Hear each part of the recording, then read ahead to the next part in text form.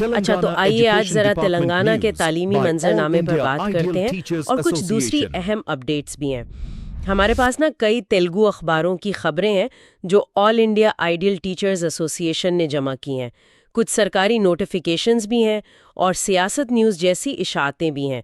تو کوشش یہ ہے کہ ان سب میں سے اہم باتیں نکالیں۔ جی بالکل، اور ان ذرائع میں کافی تنوع نظر آ رہا ہے، مطلب حکومت کی پالیسیوں میں تبدیلی کے اشارے مل رہے ہیں، طلباء کے لیے کچھ نئے پروگرامز ہیں، وہ جو قومی تعلیمی پالیسی ہے NEP، اس کے نفاذ کی کیا صورتحال ہے اس پر ایک رپورٹ ہے، اور یہاں تک کہ بار ملک میں نوکریوں کے مواقع کی بھی بات ہے۔ تو دیکھتے ہیں کہ ان سب کا یوں سمجھیں مجموعی طور پر کیا مطلب نکلتا ہے۔ شروع میں ایک دلچسپ بات یہ بھی تھی کہ ذرائع میں علم کی اہمیت پر ایک حدیث کا حوالہ شامل تھا جو یاد دلاتا ہے کہ تعلیم اور رہنمائی، اس کی بنیاد کتنی گہری ہے۔ تو یہ پس منظر ذہن میں رکھتے ہوئے آئیے دیکھتے ہیں ریاست میں کیا چل رہا ہے۔ ہاں، سب سے پہلے تو مقامی انتخابات سے متعلق ایک ممکنہ پالیسی تبدیلی کی خبر ہے۔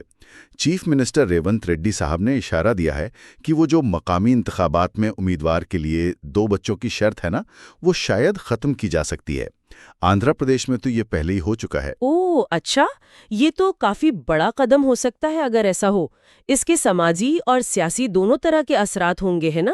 دوسری طرف اگر انتظامی محض پر دیکھیں تو وہ جو سمگر شکشا اسکیم ہے اس کے تحت جو کانٹریکٹ ملازمین ہیں ان کے لیے باہمی تبادلوں یعنی میوچول ٹرانسفرز کی درخواستیں مانگی گئی ہیں۔ جی، یہ ملازمین کے لیے ایک سہولت تو ہے، لیکن لگتا ہے کہ عمومی تبادلوں مطلب جنرل ٹرانسفرز کا مطالبہ اپنی جگہ ابھی بھی قائم ہے۔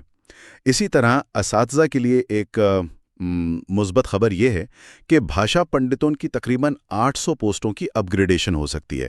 یہ معاملہ تو سن 2012 سے مطلب کافی عرصے سے التوا کا شکار تھا۔ ہاں، 2012 سے تو یہ ایک اہم پیش رفت ہو سکتی ہے، بشرط یہ ہے کہ وہ محکمہ مالیات سے منظوری مل جائے ہے، جس میں GOMS نمبر 335 کا حوالہ دے کر کہا گیا ہے کہ اگر کوئی سرکاری ملازم ریٹائرمنٹ کے بعد شادی کرتا ہے تو اس کی شریک حیات کو فیملی پینشن دینے پر فوری عمل کیا جائے۔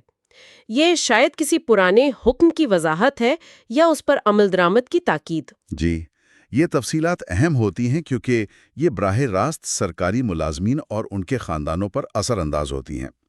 اچھا، اب ذرا اعلیٰ تعلیم کی طرف دیکھیں تو انجینئرنگ میں وہ 7650 نئی BTech سیٹوں کا اضافہ کیا گیا ہے۔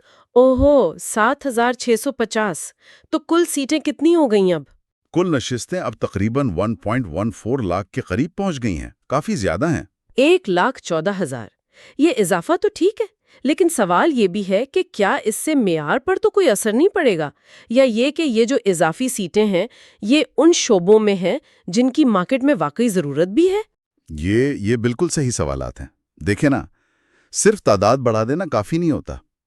اسی دوران وہ جو TGSWRIS ہے، یعنی Telangana social welfare residential educational institution society, جو پسماندہ طبقات کے لیے رہائشی اسکول چلاتی ہے، انہوں نے 3 اچھے پروگرام شروع کیے ہیں۔ اچھا، کون کون سے؟ ایک ہے مشن پرکتی، یہ ماحولیات اور حیاتیاتی تنوع کے لیے ہے۔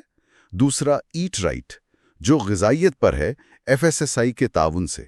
اور تیسرا پروجیکٹ سمپورنا، جو جذباتی بہبود مطلب ایموشنل ویل بینگ پر توجہ دیتا ہے۔ یہ تو طلباء کی ہمہ جہت ترقی یعنی ہولسٹک ڈیولپمنٹ پر توجہ دینے کی اچھی کوشش لگ رہی ہے، لیکن جب بات آتی ہے قومی سطح کی پالیسی کی جیسے NEP، تو ڈیکن کرونیکل کی ایک رپورٹ کچھ اور ہی کہانی سنا رہی ہے۔ بظاہر 96% ادارے تو کہتے ہیں کہ ان کا نصاب NEP کے مطابق ہے، مگر عملی نفاذ میں وہ بڑی رکاوٹیں ہیں۔ رپورٹ کہتی ہے کہ صرف 38% اداروں میں وہ 1 سے زیادہ بار داخلے اور خارج ہونے کی سہولت ہے ملٹیپل انٹری ایگزٹ، وہ ہے۔ ڈیجیٹل انفراسٹرکچر پر سرمایہ کاری تو بہت ہی کم ہے، صرف 6%، اور ذہنی صحت کی خدمات کے لیے باقاعدہ معاہدے وہ تو صرف 8% اداروں نے کیے ہیں۔ تو مطلب پالیسی بنانا ایک بات ہے، اسے زمین پر اتارنا بالکل دوسری کہانی ہے۔ واقعی یہ تو بہت بڑا فرق ہے، یعنی کاغذ پر تو اصلاحات دکھ رہی ہیں لیکن اصل میں طلباء تک اس کا فائدہ پہنچنے میں ابھی وقت لگے گا۔ ایک تیلگو اخبار نے کچھ مقامی اسکولوں کے نتائج کے اعداد و شمار بھی دیے ہیں۔ جیسے پرائمری میں اتنے پاس ہوئے، اتنے فیل۔ یہ نمبرز بذات خود تو زیادہ کچھ نہیں بتاتے جب تک ان کے پیچھے کی وجوہات یا رجحانات کا پتہ نہ چلے۔ کیوں؟ صحیح کہا آپ نے، یہ بس مقامی سطح کی ایک جھلک ہے۔ اچھا، تعلیم سے ذرا ہٹ کر دیکھیں تو ایک اور قابل ذکر خبر بیرون ملک، خاص طور پر قطر میں نوکریوں کے مواقع کے بارے میں ہے۔ حیدرآباد کی ایک سب فاؤنڈیشن ہے، وہ انجینئرز، ٹیکنیشینز اور دوسرے ہنرمند لوگوں کے لیے بھرتی کر رہی ہے۔ اوہ، قطر کے لیے کیا تفصیلات ہیں کچھ؟ جی، سول، میکینیکل، الیکٹریکل انجینئرز، پھر ٹیکنیشینز، بلڈرز، ریگرز وغیرہ۔ 3 سے 5 سال کا تجربہ مانگا ہے اور تنخواہیں بھی کافی اچھی بتائی گئی ہیں۔ مطلب الیکٹریکل انجینئر کے لیے تقریباً 1,06,000 روپے سے لے کر شپ چینڈلر کے لیے 1,93,000 روپے تک۔ ای میل اور فون نمبر بھی دیا ہے رابطے کے لیے۔ یہ تو ان لوگوں کے لیے بہت اہم معلومات ہے جو باہر جا کر کام کرنے کے خواہش مند ہیں۔ تو خلاصہ کریں تو تلنگانہ میں بیک وقت کئی چیزیں ہو رہی ہیں، پالیسی کی سطح پر تبدیلیوں کے اشارے ہیں، طلباء کی فلاح کے لیے نئے پروگرام بھی شروع ہو رہے ہیں، لیکن وہیں NEP جیسی بڑی اصلاحات کے نفاذ میں واضح چیلنجز بھی نظر آ رہے ہیں، اور ساتھ ہی معاشی مواقع جیسے قطر میں نوکریاں وہ بھی ہیں۔